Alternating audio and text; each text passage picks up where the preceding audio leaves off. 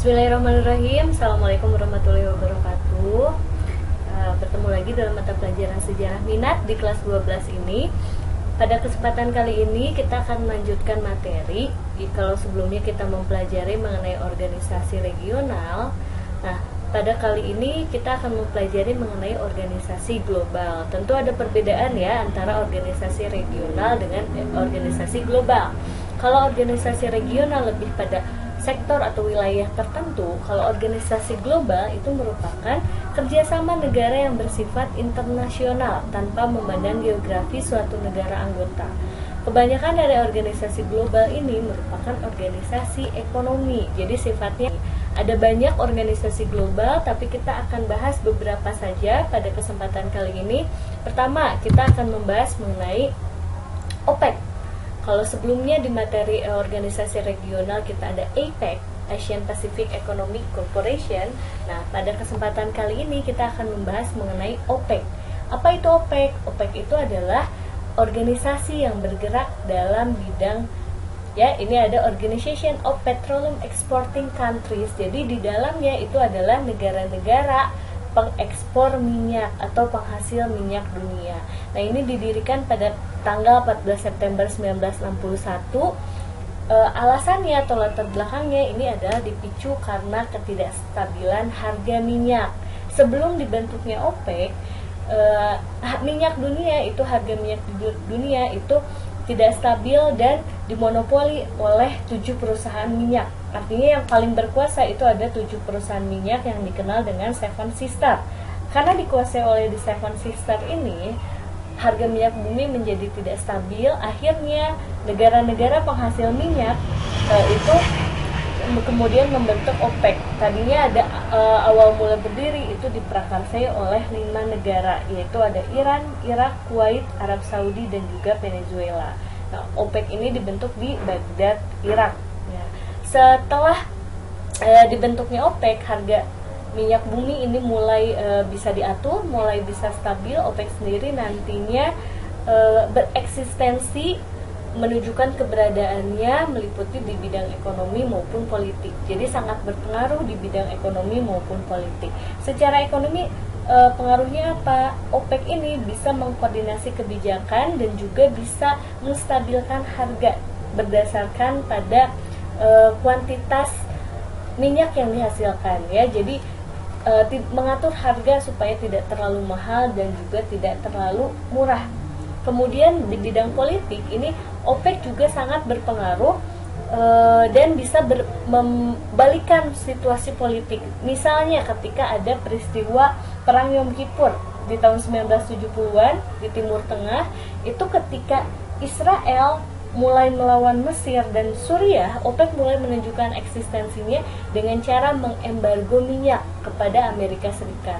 Embargo ini berarti Amerika tidak mendapatkan pasokan minyak bumi. Yang akibatnya apa? Industri di Amerika melemah, terutama industri otomotif, ya. Produksi mobil melemah. Mobil-mobil atau kendaraan di sana itu sangat sedikit mendapatkan pasokan minyak bumi, yang akhirnya nantinya ada kebijakan ganjil genap untuk pengisian bensin dan juga jadwal penjadwalan untuk pengisian bensin di Amerika Serikat pada masa itu. Nah, dampaknya apa?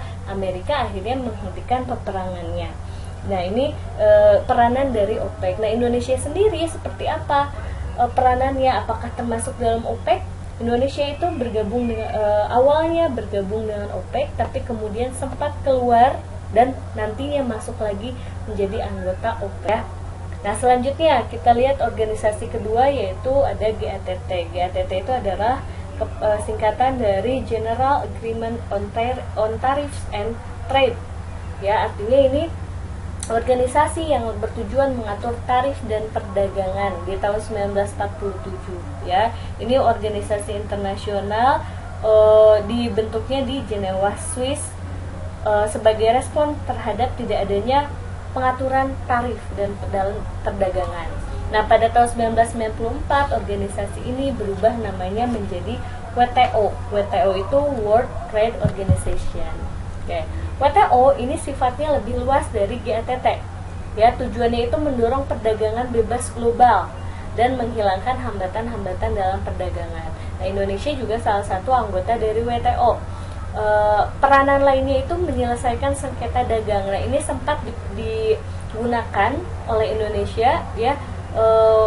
Indonesia sempat melaporkan masalah-masalahnya dalam bidang perdagangan dan nantinya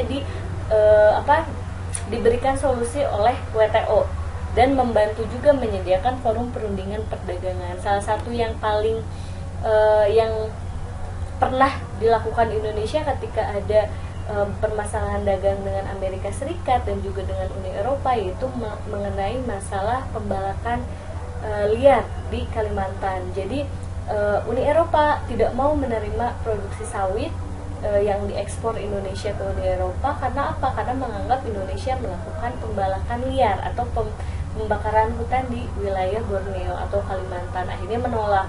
Kemudian dengan Amerika juga sempat itu ada masalah perdagangan. Jadi Amerika juga sempat tidak mau menerima tembakau yang ada dari Indonesia karena dianggap Indonesia melakukan politik dumping. Ya, kalian bisa pelajari dalam materi ekonomi ya. Nah, ini dari WTO. Nah, sekarang kita lanjut, apa sih pengaruh organisasi regional dan global ini terhadap Indonesia? Pengaruhnya tentu ada dampak positif dan dampak negatif. Kalau dampak positifnya, peluang positifnya, dengan bergabung dengan organisasi-organisasi global maupun regional itu mendorong pertumbuhan ekonomi yang bisa meningkatkan pendapatan negara melalui devisa negara, kemudian memperluas lapangan kerja juga. Ini jika banyak modal asing. Nah, ini akses terhadap modal asing, ketika banyak investor masuk otomatis memperluas juga lapangan pekerjaan. Nah, itu merupakan dampak positif. Tapi di lain sisi ada juga tantangannya. Tantangannya apa? Ketika mulai masuk investasi dari luar, pihak asing mulai masuk ke ranah ekonomi Indonesia, itu ada ancaman dalam sektor keuangan. Jika suatu waktu para investor tadi menarik uangnya dari Indonesia, otomatis ini akan sangat mengganggu sektor keuangan di dalam negeri. Kemudian ancaman lainnya itu adalah eksploitasi sumber daya manusia. Ini kalau kita kaitkan dengan peristiwa yang baru-baru ini terjadi mengenai pengesahan Omnibus Law, itu juga ada pro kontra. Karena apa? Karena ini dianggap sebagai eksploitasi sumber daya manusia. Kalau misalnya banyak industri, pabrik dari pihak asing, ini bisa menarik banyak sumber daya manusia, artinya tadi memperluas lapangan kerja, tapi bisa juga menjadi eksploitasi bagi sumber daya manusia. Seperti itu ya. Kemudian ancaman selanjutnya itu adalah gempuran produk asing. Semakin banyaknya produk asing akibat dari perdagangan bebas yang disepakati dalam organisasi-organisasi regional dan global ini. Jadi sebetulnya ada dampak positif dan dampak negatifnya. Nah, nanti setelah ini akan Ibu berikan penugasan. Silahkan kalian kerjakan soal-soal yang akan Ibu kirimkan di Google Classroom. Silahkan dijawab, dicari dari berbagai sumber, kemudian jawablah berdasarkan pemahaman kalian sendiri. Nah, pada bab ini Ibu akan mengambil penugasan 2 minggu lalu dan minggu sekarang, dan tidak akan ada ulangan. Jadi kita akan bertemu lagi di pertemuan selanjutnya dengan materi yang baru mengenai sejarah kontemporer dunia. Sampai sini Ibu tutup. Wabillahi taufik wal hidayah. Wassalamualaikum warahmatullahi wabarakatuh.